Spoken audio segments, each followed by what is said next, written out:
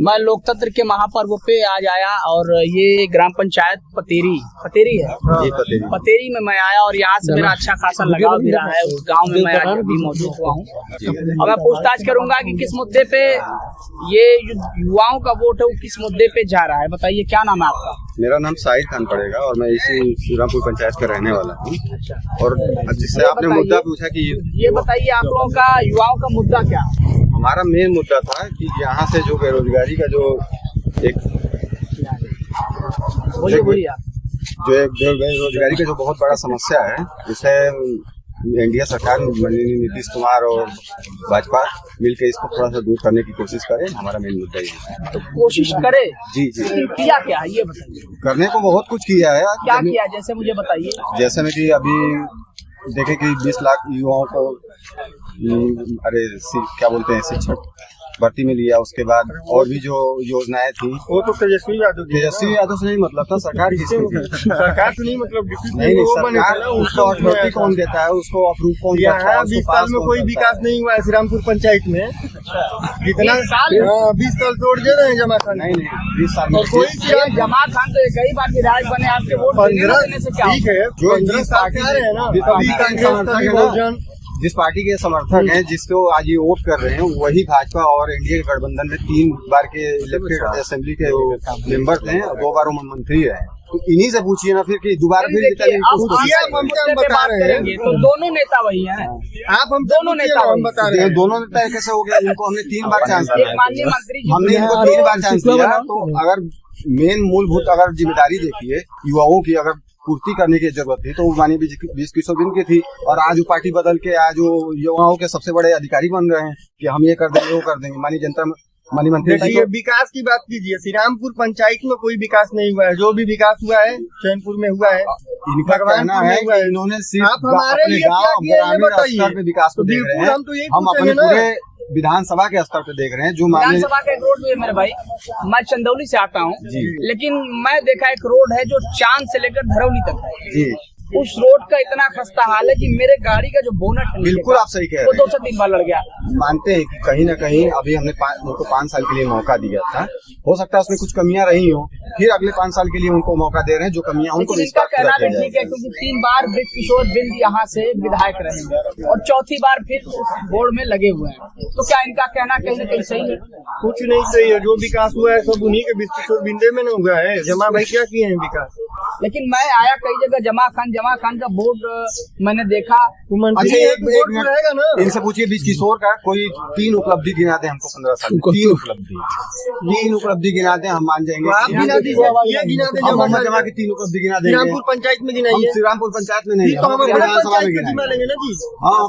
हम विधानसभा को मत देखिए, 3 नहीं कहिए तो हम 4 नहीं तो 5 उपलब्धि गिना सकते हैं। आप अपना देखिए, ये गिना देंगे। गिना देंगे आप?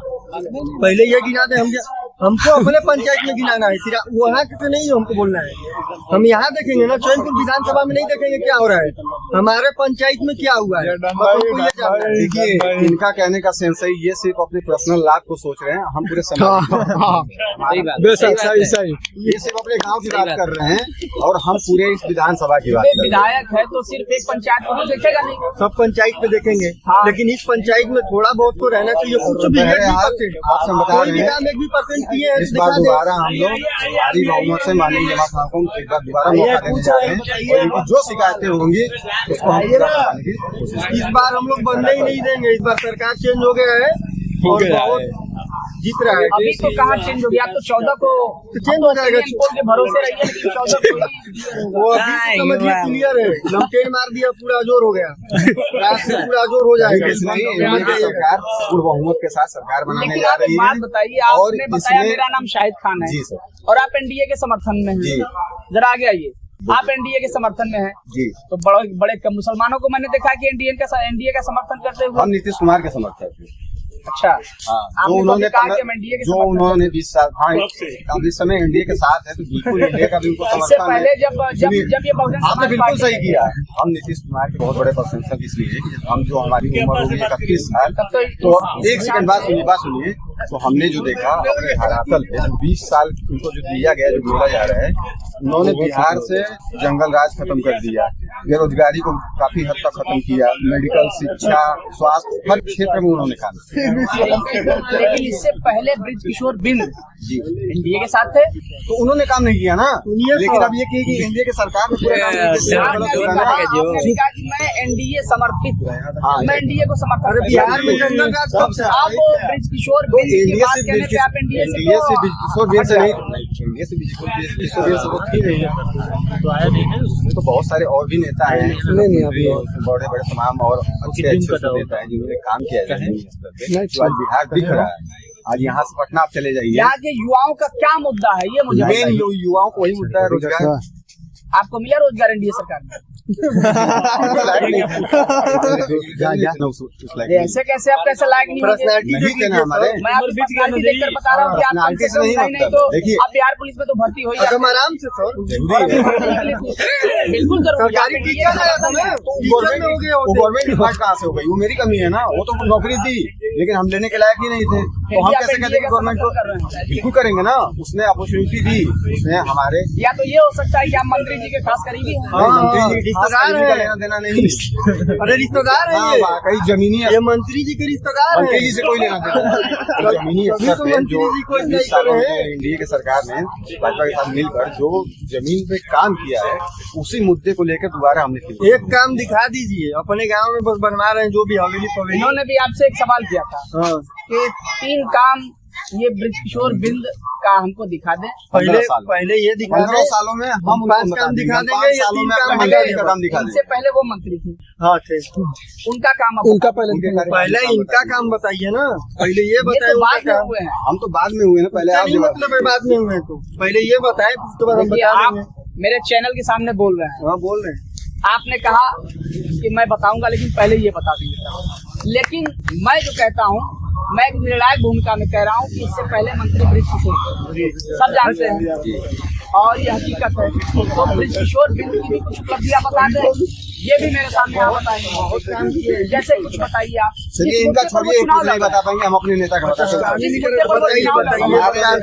हमारे नेता का सबसे बड़ा उपलब्धि ये जो चैनपुर विधानसभा में जो ये मेडिकल कॉलेज जो ला दिए हैं, ये उनका सबसे बड़ा उपलब्धि है। और उसके बाद औद्योगिक क्षेत्र में जो पहाड़ी क्षेत्र में जो लोग थे, हम लोग जो जिस जमाने में 5G 4G का जो दुनिया जी रहे हैं, उन्हें उनके पास 2G नेटवर्क नहीं था, उन्होंने दूर दूर गाँव तक 2G 3G नहीं, ये तो काम किया उन्होंने, तो वही बता उपलब्धि नहीं बता रहे हैं, नहीं हम और भी बता रहे हैं, वो भी नहीं हुआ। बाद कहाँ तो हुआ हर और देखिए नेटवर्किंग सिस्टम है ही नहीं, 72 गाँव पहुँचाया गया, 72 गाँव में नेटवर्क पहुँचाया गया है। उसके बाद उनका सबसे बड़ा उपलब्धि हो गया चैनपुर में जो मेडिकल कॉलेज। उसके बाद मंत्री जी ने और हमारे सड़कों पे जो उन्होंने 103 या 104 लिंक रोड और बड़े रोड दिलाए, जो काम कराया, जो फंड दिलाया, वो अपने आप में बहुत बड़ी है। लेकिन कहीं न कहीं यहाँ सेकुलर वोटों का बिखराव हो रहा है, और खासतौर से कहीं कुछ नहीं बिखराव हो रहा है।